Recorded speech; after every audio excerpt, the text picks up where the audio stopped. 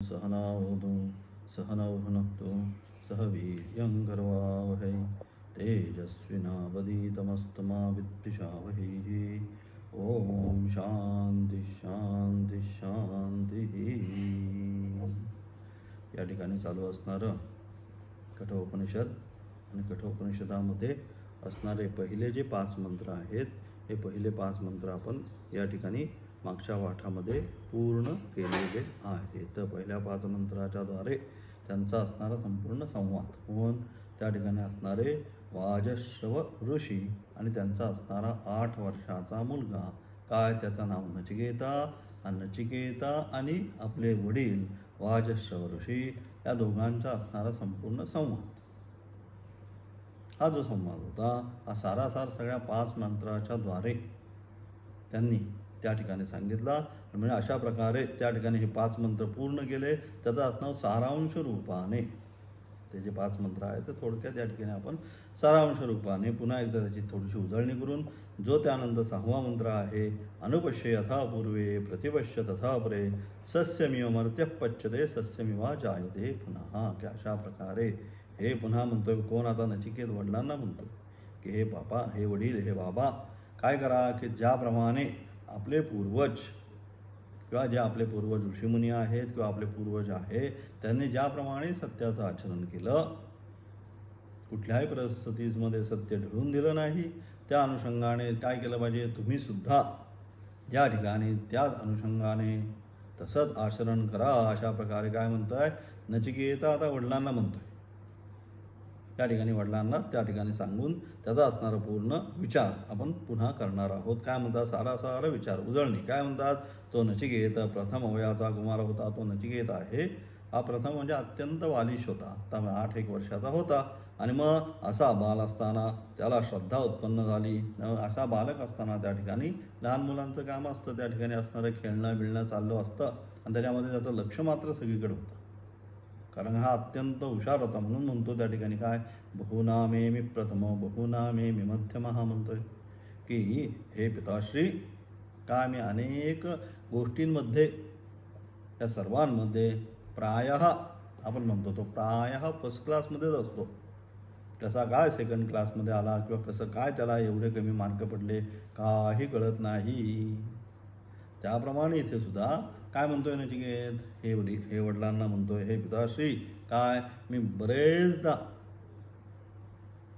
काय पहिल्याच ह्याच्यात 60च्या वरच आहे फर्स्ट क्लासमध्येच, आणि बरेच वेळा मी थोडाफार इकडे तिकडे असेल परंतु फर्स्ट क्लासच आहे. आणि म्हणून अशा प्रकारे तो अत्यंत काय होता, अत्यंत म्हणून विद्वान होता.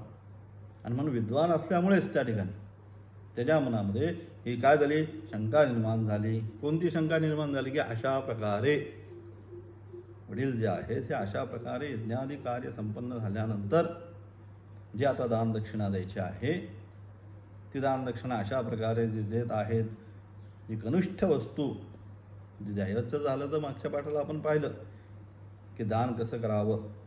तर जी कनिष्ठ वस्तू आहे ती कनिष्ठ वस्तू देता येते.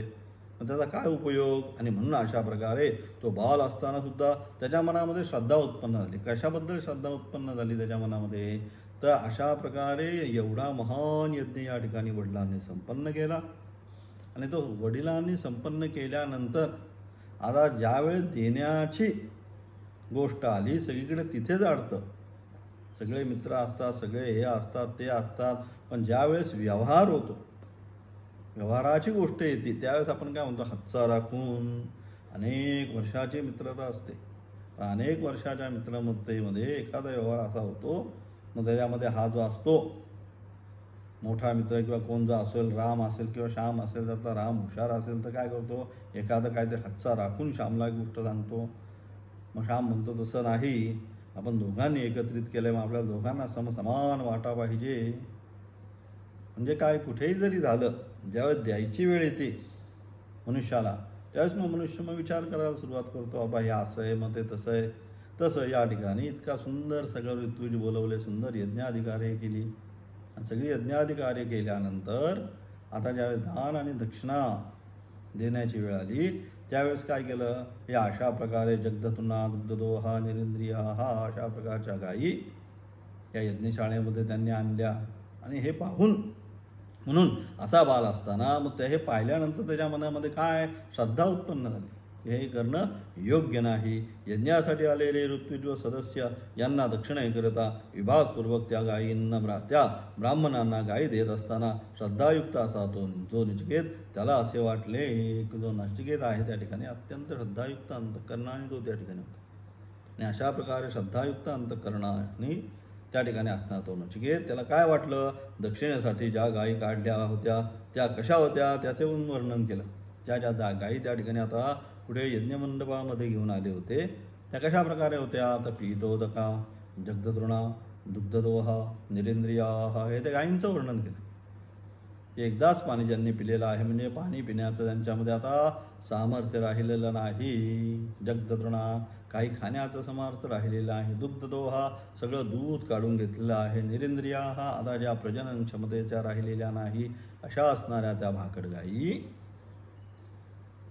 त्या ठिकाणी आणल्या. आणि म्हणून अशा प्रकारे दक्षिणेसाठी ज्या गायी काढल्या होत्या त्या कशा होत्या त्याचे वर्णन देण्याच्या पूर्वी ज्या गायींनी त्याचे वर्णन त्या ठिकाणी सगळं सांगितलं. मग कशा होत्या त्या गायी अशा होत्या ज्या गायींनी पाणी प्राशन केले आहे, ज्यांनी नंतर पाणी पिण्याचे सामर्थ्य आता राहिलेलं नाही, पूर्वी गवत खाल्लेल्या, ज्यांची धार काढलेली आहे आणि त्यानंतर गवत खाण्यास व दूध देण्यास समर्थ नसलेल्या. अशा प्रकारे या सगळ्या त्यांच्या असण्या अत्यंत अशक्त, कृश, भाकड अशा असणाऱ्या त्या गायी, पुन्हा प्रसूत न होणाऱ्या म्हणजे भाकड असणाऱ्या अशा त्या गायी, अशा निरुपयोगी, त्यांचा आता कुठेही उपयोग होणार नाही अशा प्रकारच्या निरुपयोगी, ज्याचे गोमय त्यांचं गोमय सुद्धा जे आहे ते सुद्धा कामात येत नाही अशा प्रकारच्या असणाऱ्या गायी ब्राह्मणांना देण्यास आपला पिता तयार झालेला आहे.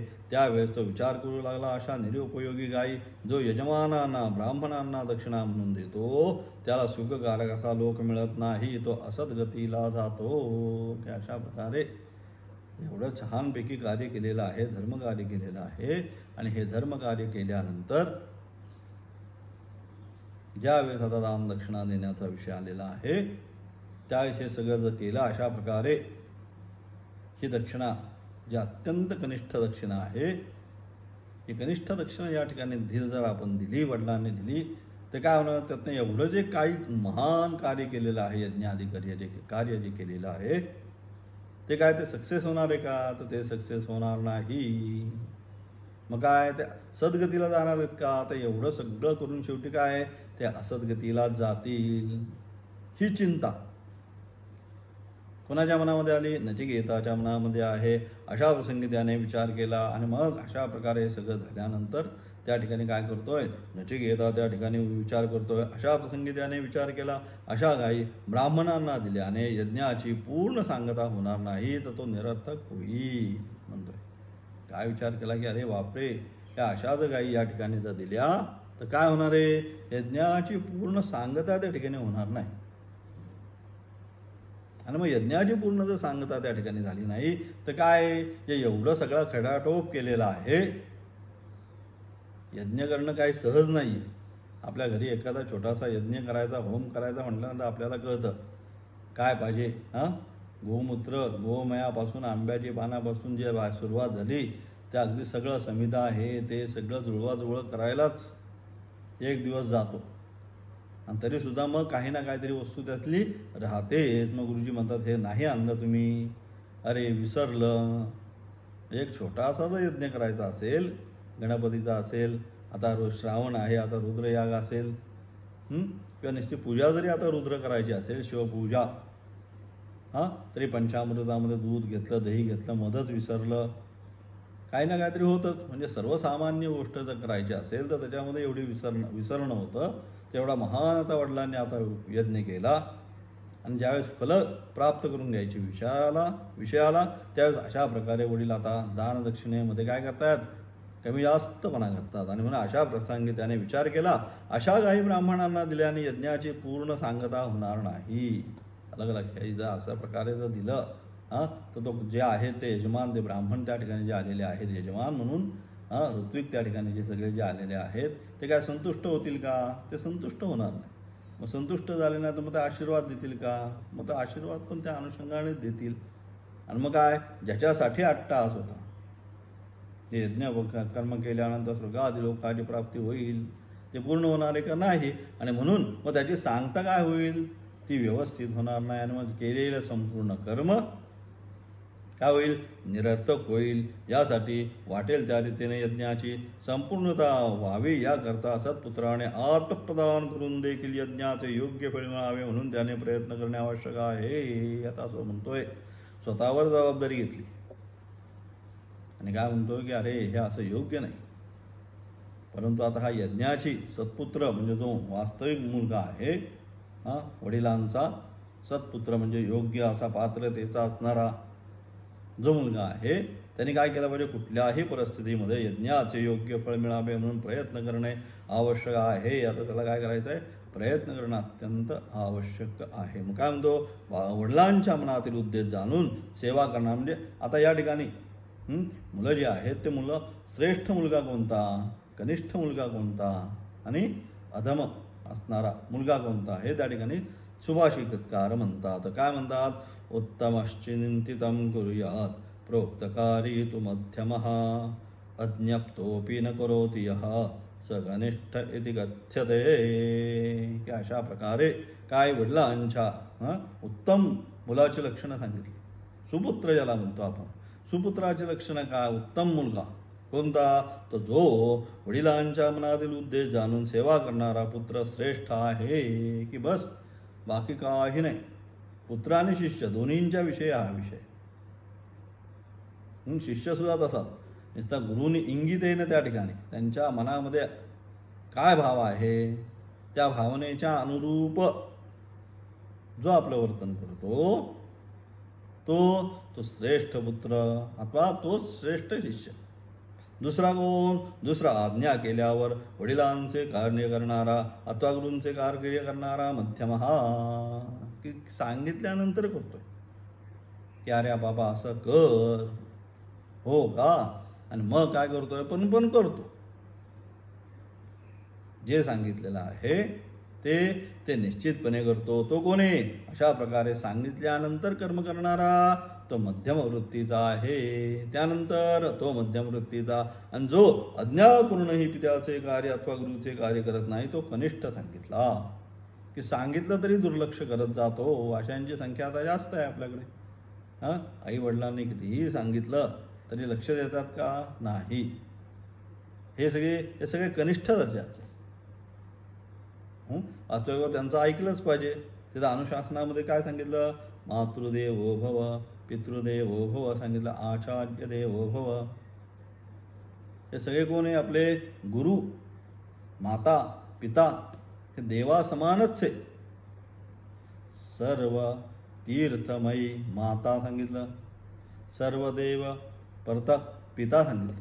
सर्व तीर्थमयी माता, सर्व देवमय पिता. सर्व जी तीर्थ आहेत ही सर्व तीर्थ कुठे आहे, आईच्या चरणामध्ये सर्व तीर्थ आहे. सर्व देवमय पिता, वडील जे आहेत वडिलांच्या अंतःकरणामध्ये सगळ्या देवतांचा अधिवास आहे. मातरम पितरम तस्मात सांगितलं, सर्व यत्नेन पूजये. आणि म्हणून आई आणि वडील आहेत त्यांची काय केले, सर्व प्रयत्नाने काय केलं पाहिजे, पूजा केली पाहिजे. या ठिकाणी म्हणून अनुशासनामध्ये सगळ्यात पहिलं काय सांगितलं, बाकी नाही काय सांगितलं, पण पहिलं त्यांनी त्या ठिकाणी काय सांगितलं, मातृदेवो भव. की जी आई आहे ही आईच देव समान आहे, कारण का सर्व तीर्थ त्या ठिकाणी. नंतर पितृदेवो भव, वडील काय देवस्वरूप आहे, त्यांच्या अंतःकरणामध्ये सर्व देवतांचा अधिवास आहे. आणि म्हणून जो आई वडिलांची सेवा करतो तिथे काय प्रत्यक्ष नारायण त्या ठिकाणी प्रगट होतो. आणि म्हणून मातरम पितरम तस्मात सांगितलं. आई आणि वडिलांची काय केलं, सर्व यत्नेन पूजये. किती सर्व प्रयत्न करून आई आणि वडिलांची त्या ठिकाणी पूजन केलं पाहिजे. म्हणजे अशा प्रकारे तोच भाव उत्तम जो शिष्य आहे किंवा उत्तम सुपुत्र जो आहे, सुपुत्राचा उत्तम भाव काय की वडिलांचा मनातील उद्देश जाणून जो सेवा करतो, तो सुपुत्र. आता याला पण लक्षात आलं की जर अशा प्रकारे जर केलं तर यज्ञाचं फळ मिळणार नाही, आणि म्हणून काय केलं, आपल्याला काहीतरी केलं पाहिजे. वडिलांना या यज्ञाचं योग्य फळ मिळावं याकरता आता स्वतः आपल्याला कुठेतरी झटलं पाहिजे, काहीतरी केलं पाहिजे असा म्हणतो. आणि म्हणून अशा प्रकारे मग काय म्हणतोय तो, मी परतंत्र असून माझ्याजवळ द्रव्य नाही, परंतु मी आता काय म्हणतो, मी 8च वर्षात, म्हणजे काय, मी पूर्ण परतंत्र आहे. मी स्वतः आता काय अर्थ उत्पन्न मला नाही, मला अजून काही कळतच नाही, 8च वर्षाचा, मग मी काय करू. अशा प्रकारे मी परतंत्र असून माझ्याजवळ काही द्रव्य नाही, म्हणून वाटेल ते करून वडिलांचे हित करावे असा त्याने दृढ संकल्प केला. आणि म्हणून अशा प्रकारे अरे हे काही योग्य नाही. यद्यपि माझ्याकडे जरी धनादी नसलं तरी काय केलं, वडिलांचं हित जे आहे हे वडिलांचं हित मला साधलंच पाहिजे. आणि म्हणून काय केला, असा म्हणून मनात त्याने काय केला, कारण हा सुपुत्र आहे, चांगला पुत्र आहे, त्याने मनामध्ये संकल्प केला व मोठ्या विनम्र त्याला प्रश्न केला, हे पिताजी मला दक्षिणा म्हणून कोणत्या ब्राह्मणाला देणार आहे. आणि मग गेला वडिलांकडे, नचिकेत. मग वडिलांना म्हणतोय काय, हे पिताश्री, हे सगळं तुम्ही दान सगळं चालवलेलं आहे, दान दक्षिणा सगळं देणं चाललेलं आहे, त्या सगळ्यामध्ये तुम्ही मला कोणत्या ब्राह्मणाला दक्षिणा म्हणून देणार आहात ते तुम्ही मला सांगा. आणि म्हणून मोठ्या विनम्रपणाने पित्यास प्रश्न केला, पिताजी मला दक्षिणा म्हणून कोणत्या ब्राह्मणास देणार आहात. मला ते असे भाषण ऐकून पित्याने त्या भाषणाची उपयाक्षे केली. मुलाने पुन्हा पित्यास 2दा 3 वेळा तेच विचारले. एकदा पहिल्यांदा विचारलं गेला वडिलांकडे, की पिताजी मला तुम्ही कोणाला दक्षिणा म्हणून देणार आहे, ते सगळं चालवलंय आता दक्षिणा देण्याचं सत्र, तर मला कोणाला देणार आहे. वडिलांनी पहिल्यांदा उपेक्षा केली की जाऊ दे, असा झाला असेल, सहज म्हणत असेल. परंतु मग काय, दुसऱ्यांदा तिसऱ्यांदा काय केलं, तोच प्रश्न, मला कोणाला देणार आहे, मला कोणाला देणार आहे. बस असं म्हटल्यानंतर मग काय झालं, त्यानंतर असे विचारल्यानंतर पुन्हा 2-3 वेळा मला कोणाला देणार आहे असे विचारल्यानंतर वडिलांना मुलाचा स्वभाव बरा नाही असे वाटून राग आला. आणि रागाच्या भरात पित्याने काही विचार न करता एकदम सांगितले, तुला मृत्यूला देऊन टाकणार आहे, यमाला देऊन टाकले आहे. हे ऐकून मुलाला मोठे दुःख झाले आणि तो विचार करू लागला. आणि म्हणजे अशा प्रकारे एकदा 2दा विचारल्यानंतर आता हे सगळं कार्याची व्यग्रता आहे, सगळे उभे राहिलेले आहेत, दान दक्षिणा देणं चालू आहे. त्याच्यामध्ये हा शेजारी आला आणि म्हणतो मला कोणाला देणार आहे, मला कोणाला देणार आहे. आता एवढ्या कार्य व्यग्रतेमध्ये आपण जरी त्या ठिकाणी असो तरी काय होईल, मनुष्याला कधी कधी मग राग येतो. कार्यामध्ये लहान मुलांना सवय असते, एखादं मोठं काम चालू असलं की मध्येच येणार आणि काहीतरी प्रश्न विचारत बसणार, हे काय, ते काय, ते काय, हे काय. वडील कधी कधी रागावतात. तसं या ठिकाणी काय झालं, वडील हे सगळं दान दक्षिणेचं कार्य चाललेलं असतं, त्याच्यामध्ये हा शेजारी येऊन उभं राहिला आणि पुन्हा पुन्हा तोच प्रश्न विचारतोय की मला कोणाला देणार आहे, मला कोणाला देणार आहे. आणि मग रागाच्या भरामध्ये वडीलच म्हणतात, जा मृत्युवेत्वाम ददामी ती, तुला मी मृत्यूला देणार आहे असं म्हटल्यानंतर मग मात्र याला आता कुठं नचिकेताला अत्यंत दुःख होतं. आणि आता नचिकेताला दुःख झाल्यानंतर काय करतोय नचिकेत, एका ठिकाणी शांत एकांत वासामध्ये बसून एकांतात बसून तो विचार करू लागला. आणि मग आता बोलले वडील, परंतु आता काय झालं, कोणाला पण जरी झालं तर मृत्यू म्हणजे यमाघरी तुला देणारे म्हटल्यानंतर आपल्याला तरी काय सुख वाटणार आहे का. कुणी जरी असलं तरी त्याला दुःखच होणार आहे. नरक यातना कोणालाच नको आहे. सर्वांना काय पाहिजे, सुख पाहिजे, स्वर्गलोकाची प्राप्ती पाहिजे. नरक लोक जर आपण म्हटलो तुला नरक लोकामध्ये जातो, तू कोणालाच चांगलं वाटणार नाही. परंतु तसं या ठिकाणी नचिकेतला वडील तेच म्हणतात, मृत्युवे त्वाम ददामी ती, तुला मी मृत्यूलाच देत आहे असं म्हटल्यानंतर मग मात्र आता नचिकेताला वाईट वाटलं, एकांत अवस्थामध्ये गेला आणि विचार करायला लागला. काय विचार करतोय, की मी सर्व शिष्यांमध्ये तसेच पुत्रांमध्ये मुख्य, सेवावृत्तीने अत्यंत प्रिय आहे किंवा मध्यम आहे, अधम मात्र मी नाही. पित्याने मला यमास दिले असे निर्दयपणाने कसे सांगितले. आणि म्हणून अशा प्रकारे माता एकांताबद्दल विचार करतोय. काय विचार करतोय, की मी जो आहे ना, मी कायम प्रथमच असतोय, प्रत्येक गोष्टीमध्ये मीच पुढं असतो, मलाच चांगले मार्क आहेत, सगळ्यांमध्ये हुशार मीच आहे. म्हणजे काय, मी कायम प्रथमच आहे. नंतर क्वचित कधीतरी काही झालं तर एखाद्या वेळेस मी तृतीय स्थानावर जातो, एवढंच आहे. पण तृतीय स्थान अधम स्थान मला कधीही प्राप्त होत नाही. आणि म्हणून अधम नाही असे असताना पित्याने मला यमाला दिले, हे कसं काय? हे निर्दय बनाला वडिलांचा. हा दयाळू भाव नाही वडिलांचा माझ्याप्रती. कारण मी एवढा हुशार असताना, अत्यंत प्रिय वडिलांचा असताना सुद्धा मला यमसदनी आता ते धाडतायत. हा निर्दयपणा आहे. मनामध्ये त्यांनी काय प्रेमाने नाही, कठोर भूमिकेतनं त्यांनी हा निर्णय घेतलेला आहे. कसा? मला यमाला देऊन त्यांचे कोणते प्रयोजन साधणार आहे. आणि मला असं जरी यमाग्रह त्यांनी मध्ये पाठवलं तरी वडिलांचं असं कोणतं प्रयोजन साध्य होणार आहे ते पण त्यांनी मला कळवलं पाहिजे. आणि म्हणून अशा प्रकारे खरोखर मला यमाच्या देऊन कोणते प्रयोजन साध्य करणार आहे, खरोखर पित्याने क्रोधाच्या भरात अविचाराने असे उत्तर दिले असावे. आणि म्हणून अशा प्रकारे अरे योग्य नाही, रागानेच निश्चितपणे ते बोलले असावे. त्याशिवाय अशा सर्व गुणसंपन्न मुलाचा त्याग पिता केव्हाही करणार नाही. अशा तऱ्हेने तो विषण्ण चित्त झाला आणि पित्यासह काही वेळ गेल्यानंतर त्याला वाईट वाटले. आणि म्हणजे अशा प्रकारे काही वेळ गेल्यानंतर वडिलांना सुद्धा हा स्वतः तो दुःखी झालाच. का? तर मला यमसदनी आता धाडत आहेत म्हणून स्वतः दुःखी झाला. पण काही वेळानंतर आता हे सगळं तिथली व्यग्रता कमी झाली आहे. आणि व्यग्रता कमी झाल्यानंतर वडिलांच्या आता लक्षात आलं, जोपर्यंत सगळी गर्दी होती देण्याची तोपर्यंत त्यांच्या पण लक्षात नाही आलं की मी असं याला बोलून गेलो आहे.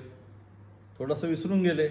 आणि मग सगळी गर्दी वगैरे सगळं कमी झाल्यानंतर आता वडिलांच्या पण मनामध्ये आला की अरे आपण रागाच्या भरात मगाशी असं बोललो होतो. नंतर माणसाला कळतं रागाच्या अवस्थेमध्ये मनुष्य काही बोलतो, परंतु काही काळानंतर म्हणून आपण काय म्हणतो की कितीही राग आला, कोणाला बोलायच्या आधी काय करावं, मनामध्ये 1 ते 10 अंक मोजावे. त्याचा पारा जो आहे ना, तो पारा काय होतो, कमी होतो. थोडासा बोलण्याची भाषा जी आहे त्याच्यामध्ये फरक पडतो. म्हणून त्याप्रमाणे इथे सुद्धा वडील रागाच्या भरात बोलून गेले. पण आता हे सगळं झाल्यानंतर वडिलांना असं वाटायला सुरुवात झालेली. काय झालं? सुरुवात झाली की असं कसं काय, मी रागाच्या भरात हे काय भलतं सलतंच बोलून गेलेलो आहे. आणि म्हणून अशा सर्व गुणसंपन्न मुलाचा त्याग पिता केव्हाही करणार नाही. अशा तऱ्हेने तो विषण्ण झालेला विषण्ण चित्त पिता काही गेल्या वेळानंतर त्यांना सुद्धा वाईट वाटलं. मी रागाच्या भरात तोंडातून काय शब्द उच्चारले, मुलगा यमाला देणे म्हणजे त्याचा इहलोकातील संबंध तोडणे, ही गोष्ट अत्यंत अनुचित आहे. आणि अशा प्रकारे या मुलाला यमसदनी पाठवायचं हे काय योग्य आहे का? हे योग्य नाही. आणि म्हणून हे काय इहलोकाचा त्याचा संबंध तोडणे आहे. आणि ही गोष्ट अत्यंत अनुचित आहे, योग्यच नाही. कुठल्याही परिस्थितीमध्ये ही जी गोष्ट आहे ही गोष्ट कधीही योग्य नाही. आणि म्हणून काय झालं, फार अनुचित आहे. आणि म्हणून काय झालं, आता वडीलच पहिल्यांदा तर बोलले. असंच वेळ असतं आपल्याकडे, रागाच्या भरात आपण काही बोलून जातो. अनेक वर्षाचे संबंध असतात, एखादा मित्र असतो, नात्यातनं संबंध असतात, फार प्रेमाचे संबंध असतात, परंतु काहीतरी कुठेतरी चूक होते आणि रागाच्या भरामध्ये कामयेश क्रोधेश सांगितलं भगवंताने. काम, क्रोध आणि लोभ महारूप सांगितले. हे अत्यंत आपल्या अंतःकरणामध्ये राहणारे अत्यंत महान हेच आहेत सगळ्याला कारणीभूत. क्रोधात भवती सम्मोह सांगितलं त्या ठिकाणी गीतेनेच सांगितलं. काय? क्रोधात भवती सम्मोह, सम्मोह स्मृती विभ्रमः. मनुष्य एकदा क्रोधाला प्राप्त झाल्यानंतर तो काय होतो, सम्मोहित होतो. म्हणजेच काय होतो, त्याची बुद्धी चालत नाही. त्याला आता कळत नाही आपण काय बोलतोय, कोणाशी बोलतोय. काही रागाच्या भरात बोलत जातो. आणि मग ते काय, ते टेम्परेचर तेवढं खाली झालं की मग नंतर त्याच्या लक्षात येतं. काय लक्षात येतं की आपण रागाच्या भरात हे काहीतरी भलतंच बोलून गेलेलो आहे. तसं इथं वडिलांना वाटलं की अरे आपण आपला जो पुत्र आहे, रागाच्या भरात आपण त्याला म्हटलो मृत्यवे त्वाम ददामी ती, त्याचा इहलोकाचा संबंध आपण तोडून टाकला आहे. त्यांच्या लक्षात आल्यानंतर ते सुद्धा काय आता शोक करू लागले. त्यांना सुद्धा आता वडिलांना सुद्धा दुःख झालं. कुठल्याच वडिलांना असं सुख होणार नाही किंवा आनंद होणार नाही त्यांचा मुलगा यमसदनी पाहून. कधीच होणार नाही. आणि म्हणून पुत्राने विचार केला, वडिलांनी कोणत्याही प्रयोजनाची अपेक्षा न करता रागाने जरी भाषण केले तथापि ते पित्याचे वचन सत्य झाले पाहिजे अशा हेतूने शोकाविष्ट जो पिता त्यास पुत्र म्हणतो. की अशा प्रकारे त्याच्या पण आता लक्षात आलं कोणाच्या, नचिकेताच्या, की जरी वडिलांनी जरी बोललेले असले रागाच्या भरात तरी आता त्यांना ते जे काय बोललेले आहेत त्याच्याविषयी त्यांना सुद्धा आता काय, त्यांना सुद्धा आता शोक झालेला आहे. आणि हे जाणल्यानंतर तो काय म्हणतो, अशा कोणत्याही प्रयोजनाची अपेक्षा न करता ते रागाने जरी भाषण केले तथापि त्या पित्याचे वचन सत्य झाले पाहिजे अशा हेतूने शोकविष्ट जो पिता त्यास पुत्र म्हणतो. की अशा प्रकारे, परंतु आता बोललेत, आता जे बोललेले आहेत ते वडिलांचं असणारं जे वचन आहे ते वडिलांचं वचन आता खोटं होता कामा नये. आणि म्हणून मग काय म्हणतोय तो, आता पुत्र म्हणजे नचिकेतच आता वडिलांना म्हणतोय. काय म्हणतोय वडिलांना, पिताजी हे पिताजी आपण दीर्घ विचार करा. आपल्या पूर्वीचे पितामह वगैरे सर्व लोक होऊन गेले, तसेच सध्या जे आहे पुढे होणारे जे शिष्ट लोक आहे त्यांच्या वर्तनाकडे नीट पहा. अशा मोठ्या लोकांनी आपले भाषण केव्हाही असत्य केले नाही. हे पिताश्री तुम्ही नीट विचार करा. कोण म्हणतोय, हा नचिकेत आता वडिलांना म्हणतो. आता वडिलांना पण दुःख झालं, शोक निर्माण झाला आणि मग त्यांच्या मनामध्ये अरे आपण चुकीचं बोललो, याला कुठे यमसदनी पाठवायचा, हा एवढा हुशार आहे, अमुक आहे तमुक आहे, या सगळ्या गोष्टी त्यांच्या मनामध्ये निर्माण झाल्यानंतर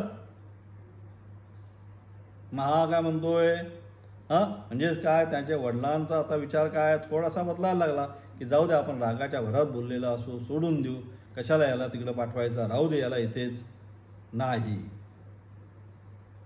म्हणून मग नचिकेत म्हणतोय, काय म्हणतोय वडिलांना, की आपले जे पूर्वज आहेत म्हणजे जे बोलले प्राण जाये पर वचन न जाये. त्या ठिकाणी म्हणतो आपण रामायणात पाहतो, रघुकुल वीर सदा चली आहे प्राण जाये पर वचन न जाये. की जी आहे परंपरा कशी आहे सगळी, की प्राण गेले तरी चालेल पण वचन आपले जाता कामा नये. त्या अनुषंगाने इथे सुद्धा काय म्हणतो, आपले सगळे जे पूर्वज आहेत हे जे काय बोललेले आहे त्या अनुसारच त्यांनी वर्तन केलेलं आहे.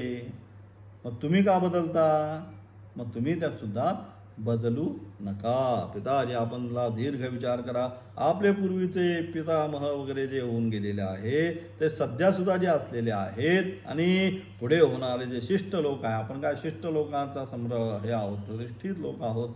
आणि म्हणून जे आहोत त्यांच्या सगळ्यांचं वर्तन तुम्ही पहा. आपल्या घरामधले जे आहे पूर्वज त्यांचं बघा, तुमचे वडील होते त्यांचं वर्तन बघा, तुम्ही सुद्धा किंवा आपल्या असणारे इतर सुद्धा जे आहे ते सगळे काय शिष्ट लोक आहेत त्यांचं वर्तन नीट पहा. अशा मोठ्या लोकांनी आपले भाषण केव्हाही असत्य केले नाही. हे जे बोलले आपल्या घरामध्ये परिवारामध्ये सुद्धा ते सुद्धा काय, ते सुद्धा त्यांनी सुद्धा आपलं जे वचन आहे ते आपलं वचन खोटं पडून दिलं नाही. आपले भाषण केव्हाही असत्य केले नाही. यासाठी जरी आपल्या तोंडातून रागाच्या आवेशाने बोलणे गेले असेल तथापि जरी तुम्ही रागाच्या भरामध्ये या ठिकाणी बोललेला असाल तरी सुद्धा रागाने अशा मोठ्या लोकांनी आपले भाषण केव्हाही असत्य केले नाही. यासाठी जरी आपल्या तोंडातून रागाच्या आवेशाने बोलले गेले असेल तथापि ते खरे करावे.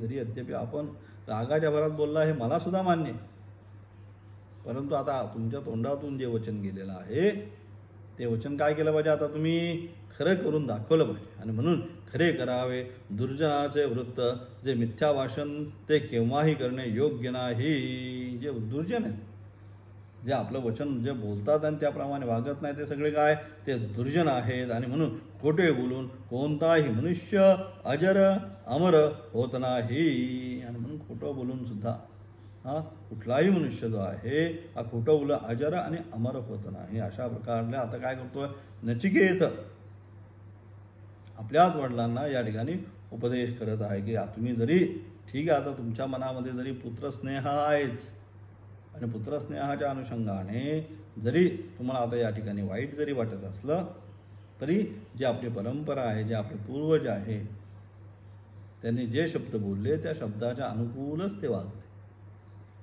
तुम्हाला सुद्धा त्या अनुकूलच वागायचं. आणि म्हणून तुम्ही दुःखी होऊ नका. जो निर्णय आता घेतलेला आहे त्या निर्णयाची अंमलबजावणी करा असं म्हणून पुढे म्हणतात 7व्या मंत्राच्या द्वारे. काय म्हणतात? 7वा मंत्र या 6व्या मंत्राच्या द्वारे या ठिकाणी म्हणण्याचा प्रयत्न करतात. अनुपश्य यथा पूर्वे प्रतिपश्य तथा परे सस्यमिव मर्त्यः पच्यते सस्यमिवा जायते पुनः. तेच मगाची सांगितल्याप्रमाणे की तुम्ही काय करा, सगळे जे आहे अनुपश्य म्हणजे पहा, आपले पूर्वज ज्याप्रमाणे वागले त्याचप्रमाणे आता आपल्याला वागायचं आहे. आणि अशा प्रकारे वडिलांना या ठिकाणी नचिकेत उपदेश करतो. त्याचा असणारा विशेष अर्थ आता उद्यापासून पुन्हा सारासार 5 मंत्रांच्या द्वारे काय सांगितलं ते सगळ्याचं सारभूताचा वर्ग. आणि त्यानंतर हा असणारा 6वा मंत्र अनुपश्य यथा पूर्वे प्रतिपश्य तथा परे सस्यमिव मर्त्य पच्यते सस्यमिवा जायते पुनः. हा असणारा 6वा मंत्र. त्याचा असणारं विशेष व्याख्यान उद्याच्या पाठामध्ये करणार आहोत. ओम तत्